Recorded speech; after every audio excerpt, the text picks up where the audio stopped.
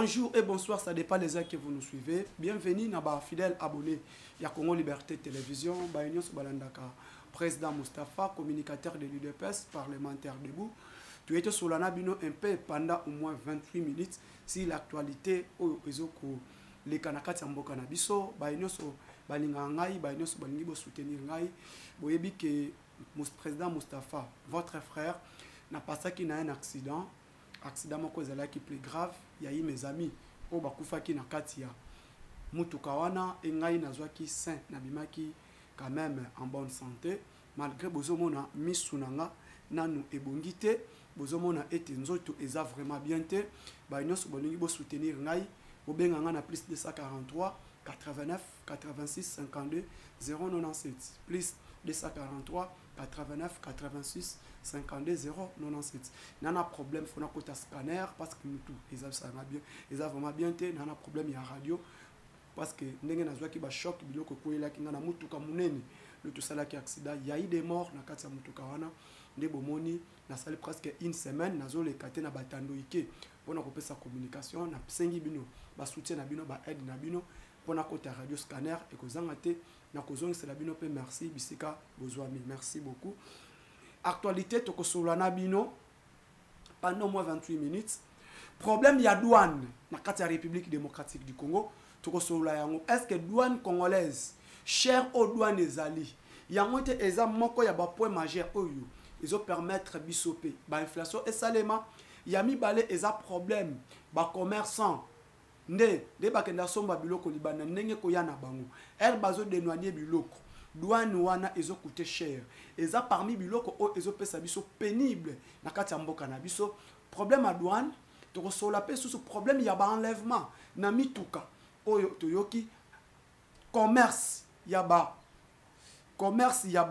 appareils génitaux organes des hommes et à femmes o ezo leka awa na kati ya mboka na biso toyebi ke na mboka na biso ba indien baza ebele na ba libanais ba indien bazaka moko o bazaka makasi na commerce ya ba organes génitaux na mboka na bango toyebi beaucoup des indiens bazalaka na bazana ba remoko donc commerce na bango oyo ba itisa parce que leur pays est aussi pays pauvre leur trafic et ça les marapé ya ba pareil organes génitaux ya mwasi na mibal problème ya ba rein toyebi tokolobela yango awa tokolobela peso sous problème ya situation sécuritaire na est na kati ya mboka na biso les ba wazalendo ba pacifier province territoire mobimba ya Masisi donc na minicho nazo ebisa bino ba M23 baza libanda ba wazalendo ba che bango libanda donc territoire ya Masisi deux villages oetikalaki na ba M23 hier soir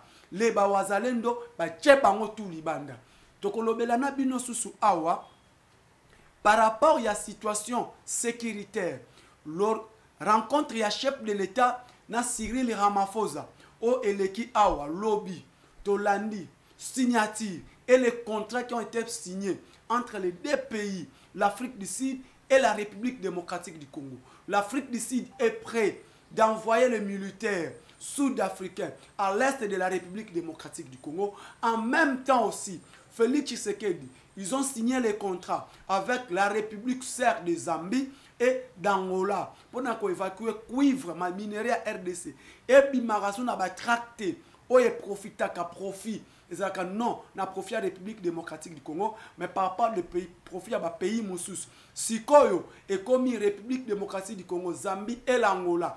Et qu'on permettre biso, batrak, yaba Moïse Katumbi, batrak, yaba Mo Ibrahim, batrak, yaba Georges Seros, Kopwana et Selinini et Koufi. Sikoyo, communauté d'État Afrique de l'Est, Fachi a comme pesa bango mukongo. Pour minerai et banobima. Tanzanie, Mozambique et Kei. Ce qu'on a minicho cop on a Fachi à lobby Abouo Pia. Pourquoi? Parce que Tanzanie a un marché de paix na Rwanda, na Uganda. Toko lobela yango awa. Yango moni na pesi bino na nous merci. Na ba nyonso bo soutenir kabiso, bo continuer ko soutenir biso. To bandi premier point. Chers Congolais,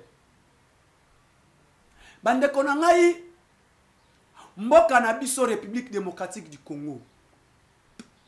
Est-ce que l'Union européenne tozalaka d'accord to continuer à collaborer na Union européenne parce que l'Union européenne a collaboré toujours na Rwanda. Oni otoza membre. Si lelo banda bitumba este bandi, oni atikali ko aider bisoté. Oni azo continuer ko aider Rwanda. Oni azo continuer toujours ko tia appui na ba pays oyo bazo ko collaborer pour na ko agresser la République démocratique du Congo. Et nous le savons. Le Congo, nous sommes agressés par les Rwandais. Rwanda azamoko azo ko agresser la République démocratique du Congo. Rwanda est membre ya ONU. Pendant que au RDC nous sommes membres ya ONU. Le Rwanda est membre de l'Union africaine. En même temps, nous aussi, la République démocratique du Congo, nous sommes membres aussi de l'Union africaine. Loi et Lobaboy. 2021, il fallait toute l'Afrique, il faut taire les armes. On a sommet, ça les marqué à niveau de l'Union africaine. Il faut taire les armes dans tous les pays africains. Les lois sikoyo, tous vivre. Est-ce que Rwanda, les armes sont atteintes? Pendant que la République démocratique du Congo est membre de l'Union africaine, charte de l'Union africaine est le biboye. Aucun pays doit engager la guerre avec l'autre pays qui est membre de l'Union africaine. Est-ce que Rwanda sikoyo est membre de l'Union africaine? Depuis que Rwanda bandi obundisa biso, l'Union africaine s'est communiquée. L'Union africaine n'a jamais sanctionné le Rwanda. Pendant que Rwanda contribue à l'Union africaine, biso peut aussi contribuer à l'Union africaine. Aurait l'Union africaine. Et les Kanako sanctionné Rwanda, tu sais comment on a place l'Union africaine ont sanctionné Rwanda. Tu sais comment on a place l'Union européenne et ont sanctionné Rwanda. Tu sais comment on a place ONU et ont sanctionné Rwanda. Ce n'est pas la politique de l'hypocrisie. ONU et ont joué dans la République démocratique du Congo. Ce n'est pas la politique de l'hypocrisie. L'Union africaine et ont joué dans la République démocratique du Congo. Point de l'interrogation. Pendant que maintenant, d'autres pays à l'Union africaine, ils ont sanctionné ici, ils ont Ukraine. France a sanctionné ici, ils ont Ukraine. Les États-Unis a sanctionné ici, ils ont Ukraine. Tout le monde dit que la République démocratique du Congo, la France est incapable de sanctionner le Rwanda. France est incapable de sanctionner le Rwanda. États-Unis sont incapables na Congo à sanctionner Rwanda ou à agresser la République démocratique du Congo. Place où on a tout le monde. Comment est-ce que l'Union africaine a signé communiqué, a communiqué? Tous les pays de l'Union africaine, tous signé, tous sanctionné ici, na bitumbazo salana Ukraine. Pendant que tout le monde politique occidentale, OTAN, Organisation de traite d'Atlantique, Moutou Eke espionner ici, à travers Ukraine, Russie à Tomboki. Biso toke espionner Rwanda. Rwanda nde, aza à la base, vit nos minéraux, notre superficie pendant que le Congo, c'est un grand pays, un grand continent en Afrique. Le pays minéraux nabiso, et ont ça la jalousie vis-à-vis à pays frontalier. Rwanda a bundisa biso à partir ya minéraux nabiso. Nelelo automoni. Félix Tshisekedi est clair pour dire comment Rwanda a pembeni azobundisa RDC. Le pays de l'Union africaine, vous êtes incapable de sanctionner le Rwanda. L'ONU est incapable de sanctionner le Rwanda. L'Union européenne est incapable de sanctionner le Rwanda. Comment est-ce que maintenant aujourd'hui, Ngaï Félix Tshisekedi, comme je suis membre du bureau, il y a l'Union africaine, je suis le rapporteur au sein de l'Union africaine, n'a sanctionné Rwanda, n'a sanctionné ici, je n'accepterai jamais. Commencez d'abord à sanctionner le Rwanda qui agresse la République démocratique du Congo. Après cela, nous allons voir le cas de la Russie. Comment Bino vous êtes incapable de sanctionner Rwanda? Mais vous avez biso, tu as signé communiqué, Congo est signé communiqué, tu as sanctionné ici. Non, Toboyi. De Omonike, le pays, Otoboyaki, qui a signé communiqué wana. Le Congo, l'Afrique du Sud, Toboyaki, l'Éthiopie, Aboyaki nae, Zambie, Aboyaki, Angola, Aboyaki, Égypte, Aboyaki. Qui signé communiqué wana kolbakeno, l'Union africaine est sanctionnée ici, biso Toboyaki. Tobi Toboyi.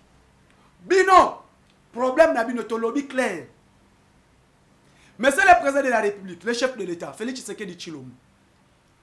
Tant comme jusqu'au mois d'août, ce qui va territoire congolais, Oetikali, Rutshuru, Nirango, n'est pas pacifié, nous allons demander tous les peuples congolais de sortir, de chasser tout. L'ambassade de l'Union européenne a fait Kangama. L'ambassade des Nations Unies fait Kangama. Tokolongwa membre permanent de l'Union africaine, toko quitté. Soki toko miti août septembre, pays Nabiso M23 a libéré le territoire congolais. Toko senga, toko longwa na Union africaine, toko longwa na Union européenne, toko bengana bango, toko coopérer sur la Union européenne, toko coopérer na États-Unis, toko longwa même na droit de l'homme. Wana décision, biso, tozui. Et moi, je suis jeune congolais. Je défends mon pays. Pendant que l'Union africaine est incapable de sanctionner le Rwanda, Congo est sous membre de l'Union africaine. Toko longwa même consiste dans les Nations Unies. Toko longwa même dans l'Union. Oh, ami, il y a l'Union européenne, ami à France. Toko boya. Comment l'élo? Pendant la guerre à l'Est, la France ne nous a pas aidés. Pendant que cette guerre continue à l'Est de notre pays, comment la France place à aider Bissoté. Mais la France a fait la coopération militaire dans Rwanda. Dans l'Angleterre, tu as encouragé Bango. Tu peux dire merci au gouvernement des Nations Unies. Il y a Royaume-Uni. À Boyi, coopération s'il n'est pas, change, il y a des réfugiés. Au Bamba qui est dans Rwanda. Tu sais pas en Angleterre, dans Boyi. Bandeko. Pendant la guerre dans l'Est, Yamboka Nabiso. Les gens qui parlent, Félix Tshisekedi est incapable de mettre fin avec la guerre à l'Est. Bandeko boye bayangwa. Bitumba Est Oyo, Félix Bitumba Est bani na régime ya Kabila le père. Pendant que Mouzé Laurent Désiré Kabila était président au Congo, c'est lui qui est venu, c'est lui qui nous a amené les Rwandais. Rwandais bomo na bakota na mboka na biso à l'époque où Mouzé Laurent Désiré Kabila azakotaki. Yenda signé qui na bango ba accord. Félix Tshisekedi n'a jamais signé les accords avec les Rwandais. Boye bayango. Yami Balé, Joseph Kabila, Otto Benga, Hippolyte, Joseph Kabila. Yenda signé qui na bango ba accord. Ba accord o ekotaki ba Rwandais na kati ya mboka na biso. Ba accord wana pe Afdel a signé. Régime à Joseph Kabila a signé. Toké na San City, boyebi o elekaka na San City. Et puis boyebi bits ya guerre à Est. Comment bato ba bomaki armée à République démocratique du Congo. Aujourd'hui, je vous parle. Félix Tshisekedi mutu ayeko ressusciter armée à République démocratique du Congo. Nayebi sakibino, nayebi sabino lelo. La guerre à l'Est. Ba accord Kabila signé. Boyebi ango ba infiltré e ba kotaki. Babomaki armée na biso. Armée zalaki akokufa, armée zalaki non organisée. To zalaki na biso suna armée te. État ezalaki sous-souté. C'est Félix Tshisekedi dès qu'il arrive au pouvoir avec le gouvernement Samalokonde de Otozomona, le gouvernement des warriors, il y a ba Jean-Pierre, gouvernement ya ba Tony Mwaba, gouvernement ya ba Nicolas Kazadi. Ba ngonde bomoni ba ye côté limisa. Ba ye ba che ba moyen kolongola embargo, kolongola régime à notification. Régime à notification est longue grâce à la diplomatie à Félix Tshisekedi. Embargo est longue grâce à la diplomatie à Félix Tshisekedi. Aujourd'hui, je vous parle avec les coopérations militaires au Félix Tshisekedi a signé dans les pays puissants, la Chine, la Russie, la République de Serbie, les républiques de l'Inde. Comme militaire auto-signé dans les pays et permettre de FARDC matin en puissance. Avec aussi l'arrivée, il y a chef d'état-major général Christian Chiwewe Shongesa. Avec l'arrivée du chef d'état-major général adjoint que nous appelons aujourd'hui Delta Force Chikochi Tambwe, le lieutenant général Marcelin Mbango, avec Bango, avec le chef, il y a maison militaire, il y a chef de l'État. Il y a chef de l'État que nous appelons M. Tumba. Bango ne bafandi bakomi ko organiser armée. Bon comment on a le lot? Tozalaki na ba parachutiste était commando. Avec l'arrivée de Chiwewe, arrivée ya Chiko na état-major général, na le ministre de la Défense Jean-Pierre Bemba, comment on a été armé, comment on a organisé armée. Tobani recrutement, formation, tout le monde a le oyo, plus ou moins dans toutes nos académies militaires, la formation est continue. Toke na efokananga na bakademi militaire ya efokananga ya Mura na Katanga to moni était armé na biso et comme combattant toujours en puissance. Lelo au Rwanda au Aza soutenu par la communauté internationale. Quand j'appelle la communauté internationale, ce sont des mafias internationales. Entre autres la France, la Grande-Bretagne, l'Allemagne, les États-Unis. Sont eux qui soutiennent le Rwanda. Parce que je le dis franchement et je le répète, c'est le coltan du Congo et le cobalt du Congo qui fait la sécurité des États-Unis d'Amérique. Deuxième guerre mondiale, tango ebundami, à partir de bombe Hiroshima et Nagasaki, matière la bombe wana euta na est de la République démocratique du Congo. Le cobalt et le coltan et le lithium euta kana RDC de la bombe, la saccage na Nagasaki. Batuba emi guerre en 1945. Aujourd'hui maintenant, à travers ces bombes, à travers ces matières premières, les États-Unis, la sécurité des États-Unis, ceux qui assument la sécurité des États-Unis, c'est l'Est de la République démocratique du Congo. Bon, comme on a un pays puissant, Babunda Kake, Est du Congo, est dans la sécurité. Pendant que l'Est du Congo est sécurisé, les États-Unis sont en sécurité. Pendant que l'Est du Congo est sécurisé, la France est en insécurité. Bon, on comprend ce qu'on est là. Tu comprends le plan de l'ennemi. Le plan de l'ennemi, tu comprends qui est en haut. Et tu comprends le plan de l'ennemi. Félix Tshisekedi a fait l'appel à toutes les jeunes congolaises. Tu s'enrôler dans l'armée. Tant que tu s'enrôler dans l'armée, comment on a été réforme à l'armée, pardon, on a une réforme à l'armée. Oh, Félix Tshisekedi a lancé qui. Tant qu'on a banni réforme à l'armée et identification de tous nos officiers supérieurs, il y a armée, généraux, colonels. Tout le monde qui était infiltration Zalaki Mingi. Félix Tshisekedi lance maintenant l'opération. Il y a réforme armée, adopté Congo Académie militaire, adopté Congo État école de guerre, adopté Congo école de formation, il y a la police nationale congolaise. Et permettre comme les policiers, Bazalaki mal formés, aujourd'hui je vous appelle, je vous dis, Babani Kosa la réforme dans la police nationale. Grâce à l'appui à Nicolas Kazadi, pardon, il y a Peter Kazadi qui a eu. Tobani réforme. Il y a FRDC. Grâce à Christian Chiwewe qui est dans l'état-major général. Parce que Batouboye Bayango. Dans l'état-major général, tu as une mise en œuvre et mise en action. Quand je parle de mise en œuvre dans la loi armée, la mise en œuvre commence. Le commandant suprême des forces armées, le chef d'état-major général et le ministre de la Défense. Dans la mise en action, il y a armée. Nous avons le commandant suprême qui est le chef de l'État et le chef d'état-major général et qui dit qu'on a état-major général, chargé à renseignement, force terrestre, tout. On a bien mise en action. Tu comprends ce qu'on a mis en action, il y a armée. Le chef de l'État, quoi ici, commandement, et qui dit l'état-major général, bah qui dit ici, qu'on a fait. Place on a ministre de la Défense exact.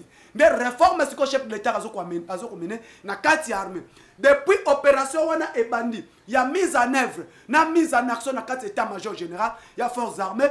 Tout le monde était sur le lieutenant général, le chef de l'état-major général, qui est Christian Chiwewe. Abandi Kolandela na mise en action. Banani bazana na 4 actions na 4 états-major général. Banani ba trahira kana 4 états-major général. Ndia bandi ko kanga bango baza ebele.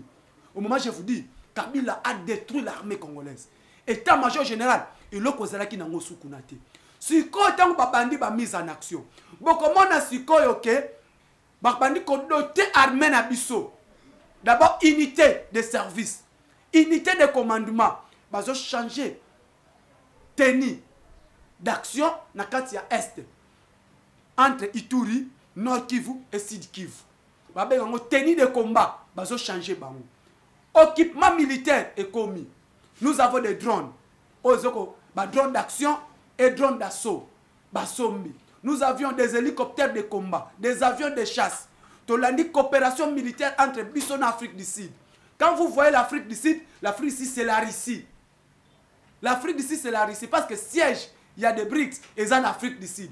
Et place Bacha Bac, il y a BRICS et en Afrique du Sud. Bon, comment on a été Afrique du Sud, c'est les États-Unis.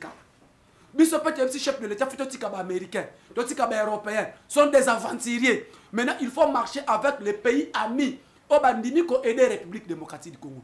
Tout le monde qui visite un chef de l'État en Chine, à Chine, à Zongi, coopération militaire, le ministre de la Défense peut Azalaki, ministre de l'économie peut Azalaki. Il y a un moment au moment où je vous parle maintenant, les Bawazalendo, va déloger F23 dans le territoire à Massis.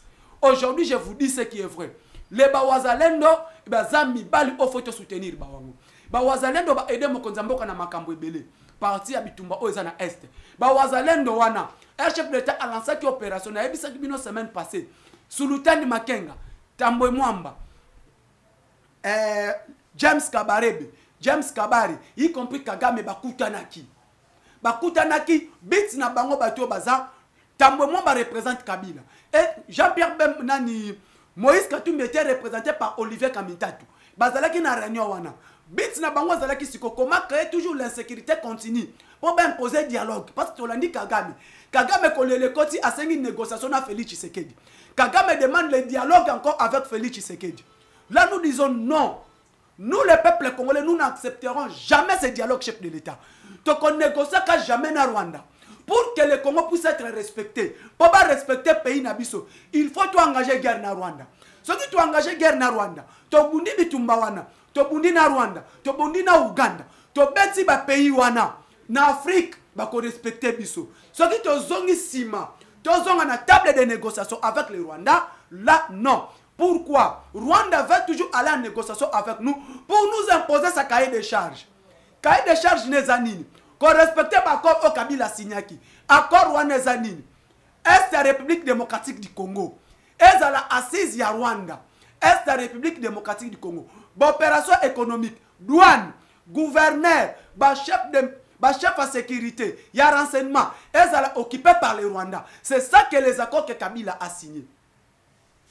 Et en même temps aujourd'hui, mes chers Congolais, je vous ai dit, Kabila ne parlera. Kabila kotikala koloba na mbokote. Nous n'accepterons jamais cette négociation que Kagame a fait. Kagame a fait une négociation pourquoi Ayebi y en Afrique d'ici de Belakate. Le roi Félix Tshisekedi a passé Kagame, a passé Mukongona en Afrique du Sud, a passé Mukongona Zambie, a passé Mukongona Angola. Trafic minerai à bout, pia. Ne omoni objectif ba ke la batwa Kabila na batwa Katumbi ba ke na Kagame. Que non, le collaborateur simbité. Moi Ibrahim Georges Seros Obazana Katia Kopia Est et simbité. Koto ba wazalendo ba yanduki et kosimbate faut que ne négociation. Ce qui te négocié avec ba minduki o Tshisekedi ya sombi. Ça risque et tourner les biso. Kagame luka moye o senga négociation. Nde akemona ba président ba Burundi, ba président EAC. Nde bits bomoni na sommet et ou teko salema na Angola. Bomona ki Kagame l'ancien président kenyan Abisi Félix Tshisekedi fa kutana na Kagame. Tolobi eloko wane ko simbate. Tokene na bitumba. Fachi pour pas respecter biso faut engager guerre. Qui veut la paix prépare la guerre. Or nous voulons la paix. En tant que Congo, nous voulons la paix, nous devons préparer la guerre. En même temps, on doit aller aux élections. Faut que dans les élections, tu revoir la constitution mboka na biso. Mes chers Congolais, est-ce que si tu votes constitution, tu as voté constitution na Samboula, tu tanga ya voter. Constitution Congo eza mabe. Eza biloko ebele eza ba copier coller. Il faut que longola yango. To bongisa yango. Nde omoni bits na yebisa kibino lobby. Bandeko, nous devons pacifier notre Est. Août, septembre, juillet, août. Ce que si l'Est a commencé à pacifier, il faut que un ambassadeur de l'Union européenne. Il faut que un ambassadeur des Nations Unies. Il faut que un Union africaine. Il faut que l'Union Union africaine. Tout ce qui est la nation SADC. Parce que l'Union africaine, nous avons aider à sauter. Donc, il y a un problème où il y a commerce, il y a appareil génitaux. Génital. Commerce, il y a appareil génital. Tu es bien haut. Merci. Bandeko, troisième point pour nous au point de ressourcer là. Et ça, commerce, il y a appareil génitaux. Ba Libanais, na ba Indien. Tu es bien on a 4 mboka na biso. Tu es bien na 4 Liban Inde. C'est les pays pauvres. Et les Indiens pour s'enrichir. Commerce na bango za ka appareil génitaux et génital. Il y a ba rein, il y a appareil génitaux na bango, il y a ba estomac. trafic ya ba indien na ba libanais basala kayangwana lobi na bisaki bino. Nous avons plusieurs médecins indiens dans notre pays et plusieurs indiens. 20% de la population congolaise est indienne na ba libanais. Le loto ye ba yango cop oyo ya ba vente ya ba pareil génitaux ya ba rein na ba pareil génitaux na génital ya l'homme na moi si eza cop ya ba congolais te batu ba na kati wana eza ba indien sont des indiens ceux qui bolandi bo serré le gouvernement congolais doit serrer et kobengana ba indien tu ba na bo hôpital na kati ya mboka na biso soki ba bengani bango te eloko ekosila te ba indien mutu ba na copie ya ba biloko oyo ya bare na ba pareil génital na génital eza ba indien na ba libanais eza batu musu te sont des indiens batu basala trafic wana bokolanda mwasi moko abikaki bakanga abaka amonaki indien bimina makila place ba memaki bango po basala bango opération bazwa bango mitema na barin bokomona na kati ya eloko oyo bokolandela il y a des politiciens il y a des généraux de la police il y a des généraux au sein des FARDC il y a des magistrats bana trafic à cop oyo monsieur le président to fongola misu biloko batu baye nango eza ba indien parce que commerce ya ba indien eza pe ya ba pareil génital na génital donc faut on la mingi ba indien na ba libanais na kati ya makita o ya koteka ya ko enlever batu pe kolongola batu barin eloko eza ba misute ba minganga ba médecin na ba généraux baza na kati ya trafic oyo.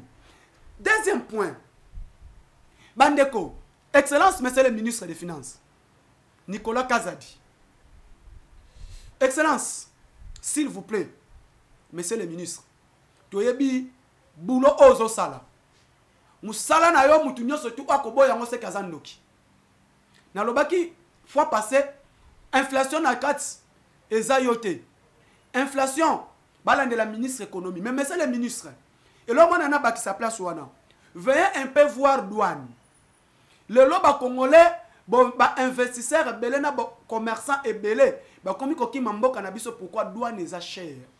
Monsieur le ministre veut un peu vérifier problème ya douane na kati ya mboka na biso douane eza likolo okomona ba sénégalais ba malien ba nini tout ba ivoirien bazoko matamakasi ba betinda biloko na bango na mboka na bango parce que côté na bango douane eza un peu léger mais biso to revoir un peu problème à douane na kati ya mboka na biso douane pe likolo mingi ndepe inflation ezali tangu douane ezo mata tangu mutatindi biloko na ye asombi biloko libanda mais ayena Congo douane eza plus élevé et que ça n'appelle biloko pe na terrain et mata. Monsieur le ministre des Finances, le DG de la douane, le DG de la DGDA et de la DGI tu dois revoir un peu sous bateau ya inflation ya biloko o tozoteka loko la douane eza likolo. Monsieur le ministre mais ka pe kokta la problème à douane loko la douane na biso eza trop cher eza pe biloko ozo senga ba opérateur économique bakima ba investisseur bakima ba commerçant bakima mboka na biso parce que notre douane est tellement plus élevée.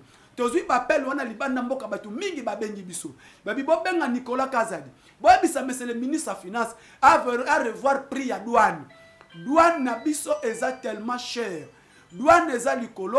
Monsieur le ministre des Finances Nicolas Kazadi a quitté la biso douane ce qui Nicolas Kazadi a quitté si douane et qu'on permettre aux commerçants et belé les opérateurs économiques et belé ba y a peine mboka na biso. C'est ça un peu je voulais interpeller monsieur le ministre des Finances qui est Nicolas Kazadi parce que Nicolas Kazadi tu es le médiateur du pouvoir au melisi ba tu paiement et belé to moni ndenge o matisi budget eza moko oyo ya ba pilier na yo ndenge o koti discipline na DGRAD donc koti discipline na DGI quand ça peut discipline na DGDA pour na problème à douane yango peut on interpeller yo to yebisa yo excellence monsieur le ministre des Finances Nicolas Kazadi to telema to soutenir ba wazalendo to telema to soutenir ba wazalendo courage de pacifier vraiment Masisi de déloger na deux villages au batikala na ba M0 ba kimi Masisi vraiment nous vous encourageons bisonio surtout si ma chef de l'État 2023 to pesa fachi majorité to voter en désordre. Merci beaucoup na banos bo soutenir kanga ni banda mboka